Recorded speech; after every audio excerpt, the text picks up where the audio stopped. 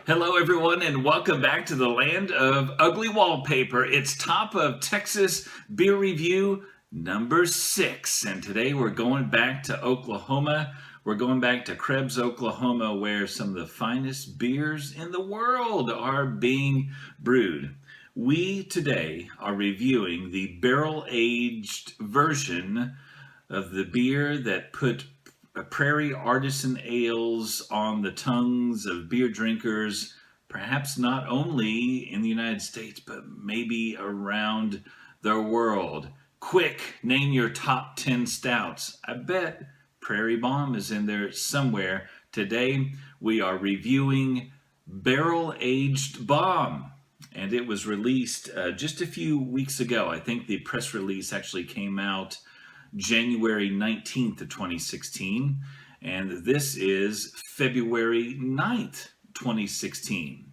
So let's crack open Barrel Aged Bomb and see what is perhaps new, or perhaps if we have an interesting take on this outstanding stout from Prairie Artisan Ales.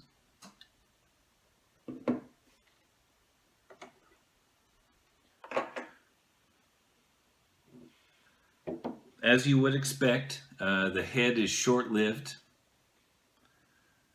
We take it up to the glass, and we have a deep, deep brown, opaque, deep brown to black. Obviously, no obvious carbonation here. So let's nose this beer and see what we get.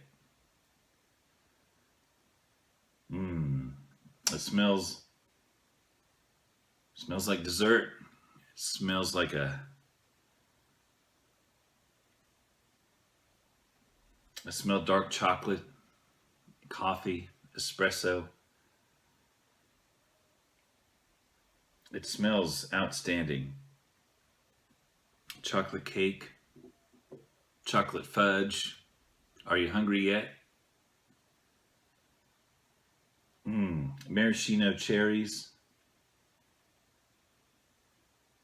Maybe a touch of soy sauce. See if we can pull some cask out of there.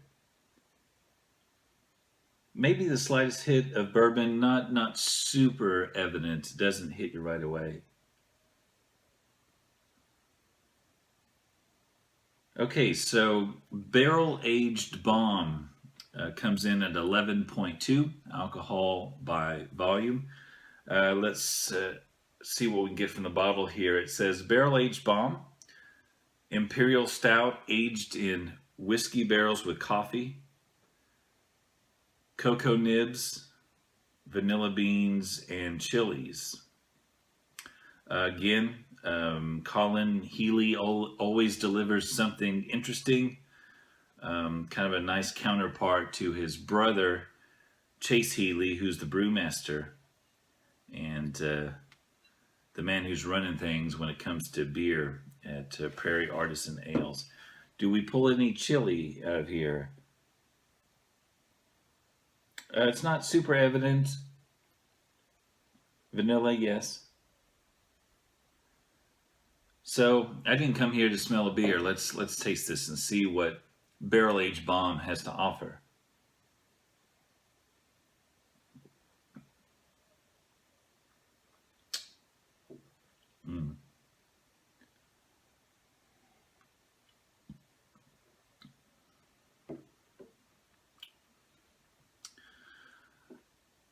This is the second bottle I've had.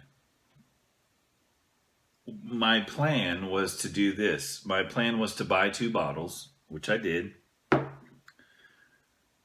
Drink the first, make some notes, and then come to you with a fresh bottle and a fresh review based on those notes. So I could come to you with something in depth, not just not kind of a shallow first impression where, you know, as you know, you may not decide whether or not you like a beer until you're beginning your second glass.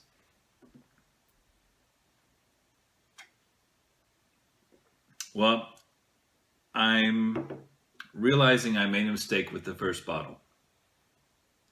I will say my first impression with the first bottle I drank a couple of days ago was not necessarily positive. In fact, some of the notes I have written here don't reflect a positive first impression.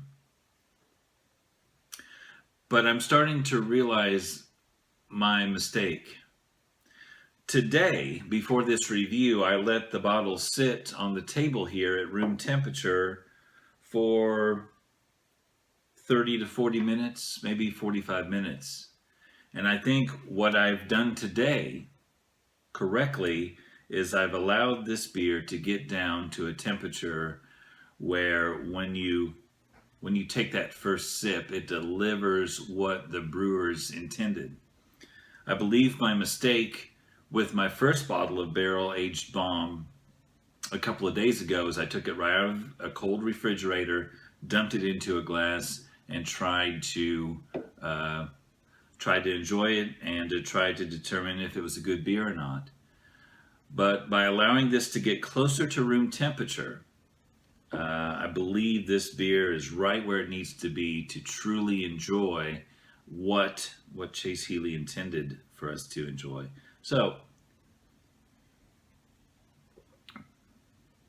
nice roast, fudge. Now I say a touch of soy sauce. I don't mean that as a negative. I'm just saying what one of the little bitty facets of flavor are here. Now, obviously, soy sauce on the proper dish gives improves it, right? So perhaps in this case, just a slightest hint of that flavor improves the overall experience. A little bit of smoke, just a little bit of smoke.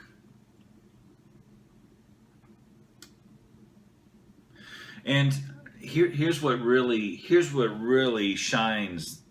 Here's the glaring difference between the cold bottle I had a couple of days ago and this one. With the cold bottle that I had, I got halfway through it before I was tasting those chilies, before I was tasting those spices. But here, I get that on the first sip, now that we're closer to a more ideal temperature.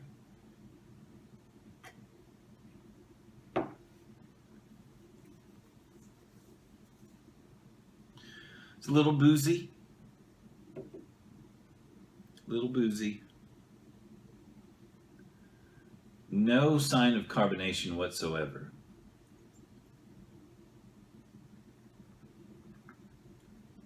And that may come from the aging somewhat.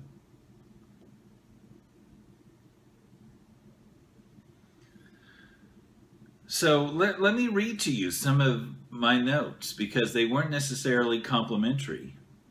My notes from my first bottle a couple days ago that I pulled right out of the fridge, cracked open, and knocked back.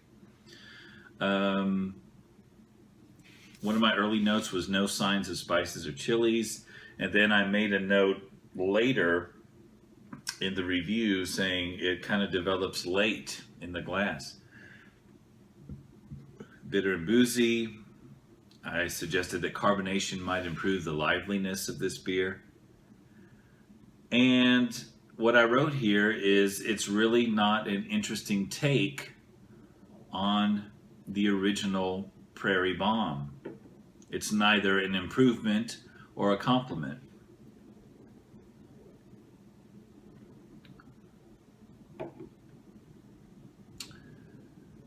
Now, today my review is more positive. It to me it tastes a little bit sweeter. It tastes a little bit sweeter than the original bomb. Now, I will say I don't drink bomb on a regular basis. I may have, one every 7 or 8 months.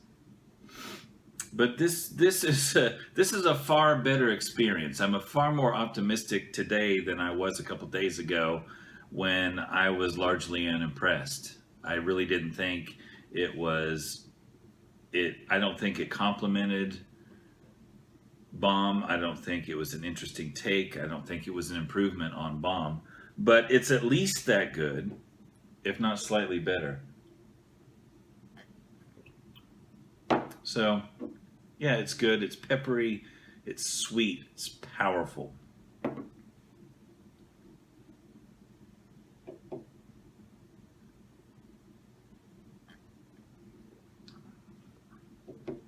I would give it,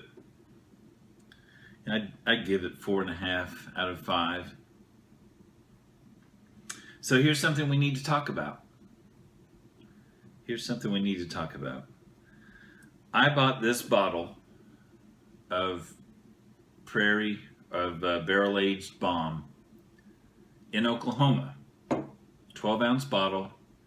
I paid $9.29 for the bottle.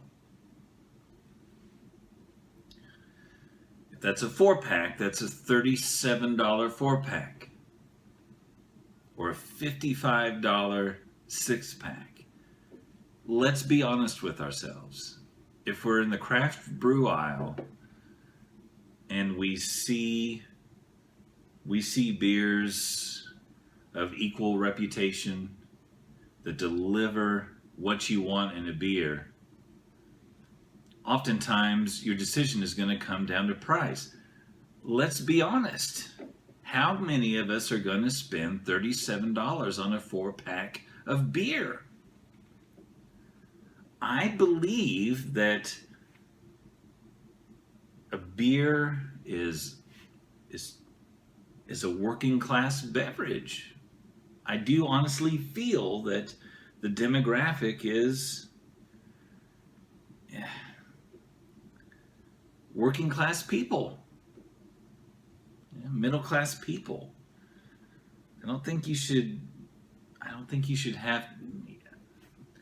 I don't see executives, when I visualize people enjoying a beer, I think it should be enjoyed in a casual setting. And we're not talking Scotch prices here, but you have to be honest with yourself. When it comes to Prairie Artisan ales, oftentimes price is a deal breaker for me. Not that they don't have a good product. You have to wonder. I'm of the opinion, really, that, well, I know I would buy more if the price point was a little better. Let's say that $37 4-pack was a $16 4-pack, which is still a little more than I usually spend for a 4-pack of beer. I have to think that if the prices came down a little bit, they would sell more product. But I'm not an accountant. I'm not handling the finances for Prairie. And I hope as time goes by, maybe their product will be a little bit more affordable. My opinion. So, again, I'd give this 4.5 out of 5. It's a good beer. Is it worth the money? Probably not, but it's a nice treat every so often. Remember, I want to know what your favorite Texas and Oklahoma beers are. Please comment below. Well, until then, I guess my work here, well, as far as the review, is almost done. And once again, cheers to you in your craft beer adventure.